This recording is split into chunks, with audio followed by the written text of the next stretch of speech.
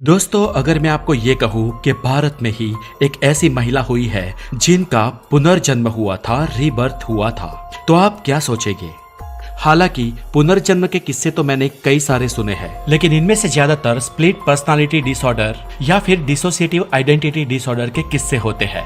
लेकिन ये किस्सा एक हद तक साइंटिफिक और सटीक है और महात्मा गांधी जी ने भी इसकी पुष्टि की है। इसलिए इसकी डिस्कशन आज आपके साथ मैं कर रहा हूँ। तो मैं हूँ हितेश गिरी गोसाई, आप है द नॉलेज के साथ। और अगर आप इस चैनल पर नए हैं तो हमारे चैनल को सब्सक्राइब जरूर करें और हमारे एक्सक्लूसिव पॉडकास्ट के लिए हमें स्पॉटिफाई पर भी जरूर फॉलो करें, जहां पर हम हर शुक्रवार लेकर आते हैं आपके लिए कुछ अलग एपिसोड्स। तो इस वीडियो के बाद तुरंत डिस्क्रिप्शन में दी गई लिंक पे जाकर स्पॉटिफाई पे हमें जरूर फॉलो करें। शांति देवी 11 दिसंबर 1926 में नई दिल्ली के माथुर परिवार में जन्मी इस महिला ने दुनिया भर के बुद्धिजीवी लोगों को सोचने पर मजबूर कर दिया। दुनिया भर के लोग और रिसर्चर ये सोचने पर मजबूर हो गए कि क्या ऐसा भी वाकया होता है। ये वाकया था पुनर्जन्म का। शांति देवी का जन्म होने के बाद करीब 2.5-3 साल तक वो कुछ बोल नहीं पाई, लेकिन जैसे ही वो और समझदार हुई, बोलने लगी, तो उन्होंने एक बात क्लेम करनी शुरू कर दी कि वो जिस घर में रह रही है वो उनका असली घर नहीं है।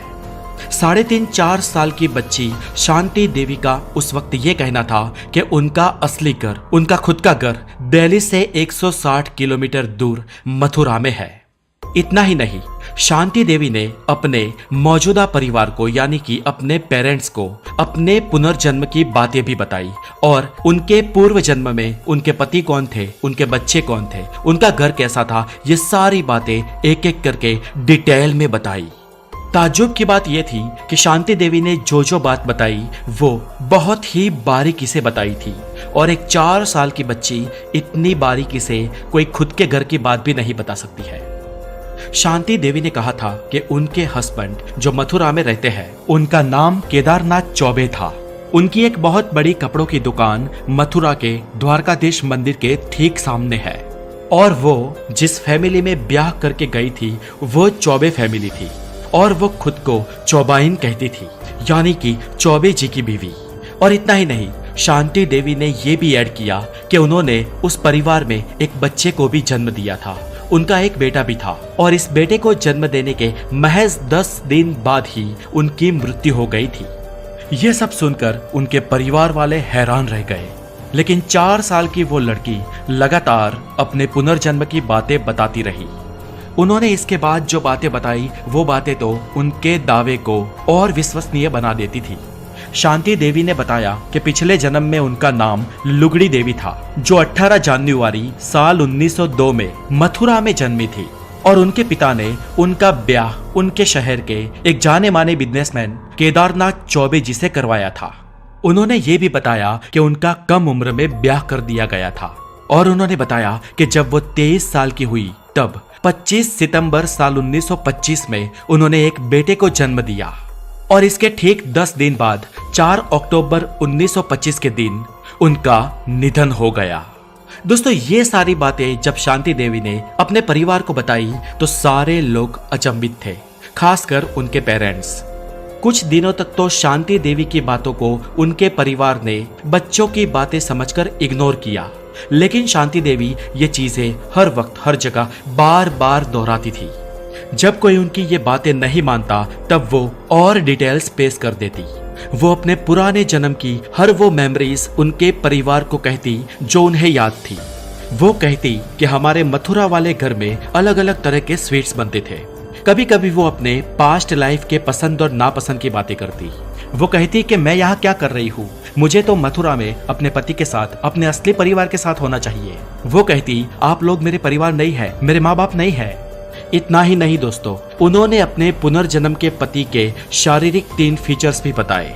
उन्होंने बताया कि उनके पति के लेफ्ट गाल पे एक बड़ा सा स्पॉट था, वो चश्मा भी पहनते थे और वो कद में ऊंचे और थोड़े गोरे थे। हालांकि ये 3.5-4 साल की लड़की कभी मथुरा गई भी नहीं थी। ऐसे कई महीनों तक ये लड़की अपने पेरेंट्स को पास्ट लाइफ की ऐसी बातें बार बार कहती रही और उनकी इसी बातों ने उनके परिवार को चिंता में डाल दिया। लोग सोचने लगे कि इतनी छोटी बच्ची इतनी सारी बातें इतनी सारी डिटेल्स के साथ कैसे बता सकती है।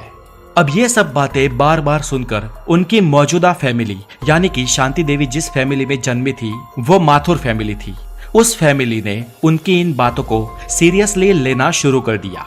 शांति देवी के माता पिता ने सोचा कि अगर ये इतनी सारी बातें इतनी डिटेल में कह रही है तो कुछ तो गड़बड़ है।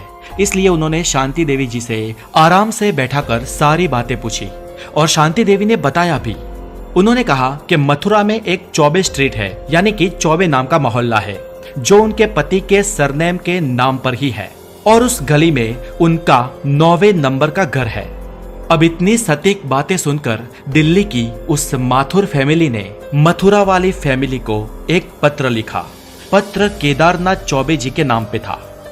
अब इंटरेस्टिंग बात यह है कि यह पत्र मथुरा की उस चौबे फैमिली में पहुंचा, बकायदा पहुंचा, क्योंकि शांति देवी की सारी बातें सच थी। और लेटर में उन्होंने पढ़ा कि हमारे यहाँ एक बच्ची का जन्म हुआ है जो ये क्लेम कर रही है कि वो आपकी बीवी है। और ये लेटर पढ़कर चौबे फैमिली के भी होश उड़ गए। और इसके बाद ये सब सोचकर समझकर चौबे फैमिली ने सोचा कि हमें दिल्ली जाकर इस बात की पड़ताल तो करनी ही चाहिए। और चौबे फैमिली में से केदारनाथ चौबे जी के एक कजिन ब्रदर जिनका नाम था कांजीमल चौबे, वो शांति देवी जी को मिलने दिल्ली पहुंचे। हालांकि यहाँ याद रहे कि चौबे फैमिली ने अभी केदारनाथ चौबे जी को यानी कि शांति देवी के पति को नहीं, लेकिन उनके कजिन ब्रदर और कुछ और 2 लोगों को उनके साथ भेजा था, ये जांच पड़ताल करने के लिए कि क्या इस लेटर में जो कुछ भी लिखा है वो सच है। अब उस समय जब कांजीमल चौबे शांति देवी जी के घर दिल्ली आए तब शांति देवी ने उनको देखते ही पहचान लिया। उन्होंने कहा कि मेरे पति कहाँ है? आप तो कांजीमल हो, उनके पितराई भाई, लेकिन आप लोग अपने साथ मेरे पति को क्यों नहीं लाए? और ये बात सुनकर ही कांजीमल चौबे चौंक उठे। इतना ही नहीं दोस्तों, कांजीमल के पैरों नीचे से जमीन तो तब खिसकी जब शांति देवी ने उन्हें बताया कि आप तो मेरे पति से अलग हो जाना चाहते थे ना, हमारी साथ में दुकान थी, आप बंटवारा चाहते थे, अलग होना चाहते थे, उसका क्या हुआ? और ये अंदरूनी घरेलू सच्ची बात जानकर कांजीमल चौबे के तो आश्चर्य का कोई ठिकाना नहीं था। कांजीमल यहाँ दिल्ली में आए तो इस लड़की को टेस्ट करने के लिए थे, लेकिन यहाँ पर खुद ही टेस्ट हो गए। इसके बाद कांजीमल घर गए और सबको बताया कि दिल्ली में जो वो लड़की है वो सब सच बोल रही है। उन्होंने केदारनाथ को बताया कि भाई तुम्हारी बीवी का पुनर्जन्म हो चुका है, जाओ उससे मिलकर आओ।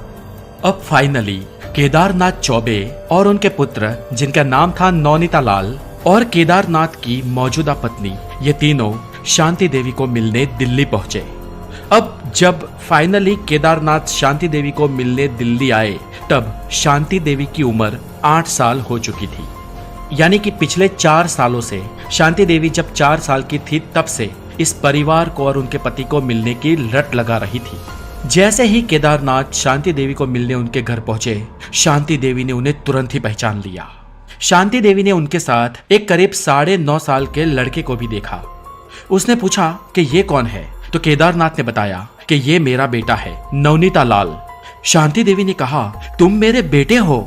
सोचिए दोस्तों, शांति देवी की उम्र यहाँ पे करीब 8 साल और उनका बेटा था 9.5 साल का, और वो उसे पुकार रही थी कि तुम मेरे बेटे हो।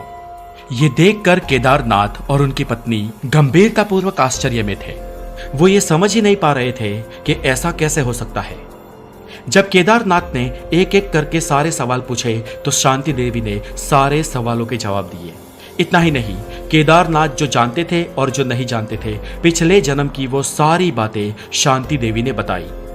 शांति देवी यहाँ तक ही नहीं रुकी, आखिरकार तो उन्होंने वो बात बताई जो सुनकर सब सदमे में आ गए। उन्होंने बताया कि कैसे डिलीवरी के दरमियान उनकी सर्जरी हुई थी। उस सर्जरी की डिटेल से डिटेल बारीकी सबको बताई। उन्होंने ये भी बताया कि सर्जरी के वक्त क्या हुआ था और कैसे उनकी जान चली गई। सब लोग शॉक थे कि इतनी छोटी सी लड़की सर्जरी के बारे में इतनी डिटेल में कैसे बता सकती है। इसके बाद केदारनाथ जी ने शांति देवी से अकेले में बात करने का प्रस्ताव रखा और वो उन्हें अकेले में बात करने के लिए थोड़ी देर मिले। और केदारनाथ ने शांति देवी को अकेले में बताया कि उनके पास्ट लाइफ में उनको एर्थराइटिस था, जिसके कारण उनके जॉइंट बहुत वीक हो चुके थे और इतने वीक हो चुके थे कि उन्हें बैठने उठने में भी तकलीफ हो रही थी।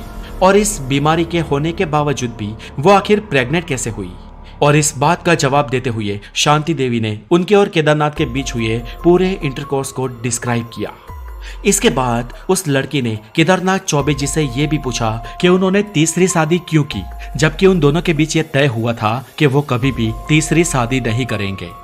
दोस्तों यहाँ पे आपको बता दें कि शांति देवी अपनी पास्ट लाइफ में जो लुगड़ी देवी थी वो केदारनाथ चौबे जी की दूसरी पत्नी थी। उनसे पहले भी उनकी एक पत्नी हुआ करती थी और लुगड़ी देवी के गुजर जाने के बाद केदारनाथ चौबे जी ने तीसरी शादी की थी। और ये सारी बातें सुनकर केदारनाथ जी को पूरा यकीन हो गया कि शांति देवी ही उनकी लेट वाइफ लुगड़ी देवी जी है। दोस्तों इसके बाद लोगों को यकीन हो गया और बात से बात निकलकर कई और लोगों के बीच पहुंची और ये स्टोरी बहुत ही पॉपुलर हो गई। ये साल था 1934 का और इस जमाने में ये बात हवा की तरह चारों ओर फैल गई। लगभग सारी न्यूज एजेंसीज ने इस बात को कवर किया और धीरे धीरे ये बात महात्मा गांधी के कानों तक भी पहुंची। और ये सब जानने के बाद गांधी जी शांति देवी को मिलने के लिए उत्सुक हुए। इसके बाद महात्मा गांधी शांति देवी से मिले भी और उन्हें भी ये यकीन हो गया कि लुगड़ी देवी का रीबर्थ ही शांति देवी के रूप में हुआ है। और शांति देवी को मिलने के बाद महात्मा गांधी ने एक 15 लोगों की कमेटी बनाई जिसे इस पुनर्जन्म की स्टोरी को प्रूव करने के लिए बनाया गया था। इस कमेटी के बनते ही ये एक नेशनल न्यूज बन गई और हर कोई इस बात में बहुत इंटरेस्ट लेने लगा। इसके बाद दोस्तों साल आता है 1935 और इस साल ये 15 लोगों की कमेटी ऑफिशियली शांति देवी को लेकर मथुरा पहुंची। यहाँ शांति देवी इस जन्म में पहली बार पहुंची थी। स्टेशन पर उतरते ही शांति देवी ने एक अनजान शख्स को जो उन्हें लेने आया था उन्हें तुरंत ही पहचान लिया और इस शख्स के पांव छुए।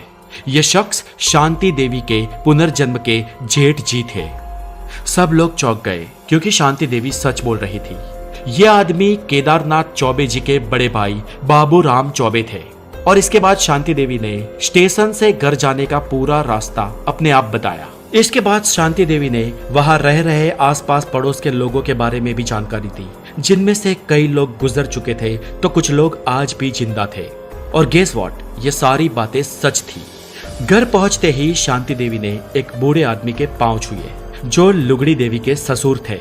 इसके बाद दोस्तों शांति देवी का इम्तिहान लेने के लिए उन्हें पूछा गया कि झाजरू कहाँ है और उन्होंने सटीकता से वॉशरूम को पॉइंट आउट किया।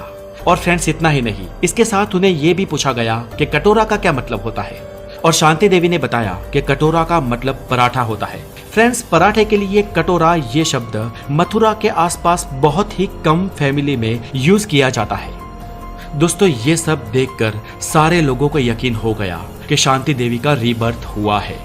इसके बाद एक एक करके शांति देवी ने अपने पिछले जीवन की बहुत सारी बातें बताई। इसके बाद उन्हें एक बात याद आई और वो उस कमेटी को अपने ऊपर वाले कमरे में ले गए और वहां जाकर उन्होंने एक भर दिए गए गड्ढे को दिखाया जहां पर एक स्पॉट जैसा बना हुआ था। शांति देवी ने कहा कि मैंने इसके अंदर कुछ पैसे रखे थे, वो पैसे कहाँ गए? और इस बात पर केदारनाथ चौबे जी ने ये कबूला कि उनकी डेथ के बाद उन्होंने वहां से सारे पैसे निकाल लिए थे। दोस्तों ये सब बातें जानकर पड़ताल कर रिसर्च कर उस कमेटी को शांति देवी की बातों पर पूरा यकीन हो गया। उसके बाद इस कमेटी ने एक रिपोर्ट भी बनाई और ये रिपोर्ट के पब्लिश होते ही शांति देवी की स्टोरी को इंटरनेशनली अटेंशन मिलने लगा। कई सारे क्लिनिकल साइकोलॉजिस्ट, पैरा साइकोलॉजिस्ट और कई सारे स्कॉलर लोग भी इस बात को कवर करने लगे, स्टडी करने लगे। यहाँ पर एक डिबेट भी छिड़ गया। बहुत सारे लोग ऐसे थे जो इस स्टोरी को, इस बात को सपोर्ट करते थे और बहुत सारे लोग इसके खिलाफ भी थे। दोस्तों ऐसे ही एक रिसर्चर की बात करूं तो इयान स्टीवनसन नाम के एक मशहूर रिसर्चर ने शांति देवी की बात को सच माना। दोस्तों इन बड़े शख्सों में एक शख्स था स्टूर लॉनेंस्टर। ये क्रिटिक्स थे और उन्होंने शांति देवी की इस पूरी स्टोरी को पहले झुठलाया था, लेकिन बाद में उन्होंने खुद ने इस पर जब गौर फरमाया और डिटेल में रिसर्च किया तब उन्हें भी लगा कि ये पूरी स्टोरी सच है और उसके बाद उन्होंने इस स्टोरी को ट्रू साबित किया और इस स्टोरी को सपोर्ट करने लगे। इसके बाद की बात करें दोस्तों तो शांति देवी और केदारनाथ चौबे जी एक दूसरे के साथ रह तो नहीं पाए क्योंकि शांति देवी 8 साल की थी और केदारनाथ बहुत बड़े थे उम्र में और ये कुदरत के नियम के भी खिलाफ होगा, इसलिए सही था, साथ रहना भी नहीं चाहिए था। लेकिन अगर शांति देवी के मैरिटल स्टेटस की बात करें तो वो आजीवन कंवारी रही। उन्होंने अपने नए जन्म में भी किसी और के साथ शादी नहीं की। उनकी ये कहानी एक बार फिर उन्होंने 1950 में और 1987 में भी सुनाई, जब इंटरनेशनल खोजकर्ताओं ने इनकी और पड़ताल की और सभी लोगों ने शांति देवी की बात को सही ठहराया। शांति देवी का आखिरी इंटरव्यू एक स्वीडिश लेखक ने लिया था और इस इंटरव्यू के कुछ दिन बाद दिसंबर 1987 में शांति देवी जी का निधन हो गया और उस स्वीडिश लेखक ने अपनी बुक भी प्रकाशित की। दोस्तों, ये थी शांति देवी के पुनर्जन्म की कहानी। लेकिन ये एक ही स्टोरी नहीं जो बहुत फेमस हुई है। इसके अलावा कई और पुनर्जन्म की दास्तान है जो वर्ल्ड फेमस हुई है, जैसे कि Majnu of India, Marta of Brazil and Sunny of USA. दोस्तों, इन सब कहानियों की बात फिर कभी आने वाले वीडियोस में करेंगे। तो आज के लिए इतना ही, और अगर आप हमारे चैनल पर नए हैं तो इसे सब्सक्राइब जरूर करें और हमारे नए एक्सक्लूसिव पॉडकास्ट को सुनने के लिए हमें स्पॉटिफाई पर भी जरूर फॉलो करें, जिसका लिंक नीचे डिस्क्रिप्शन में दिया गया है। अपना बहुत सारा ध्यान रखें। Have a good day, take care.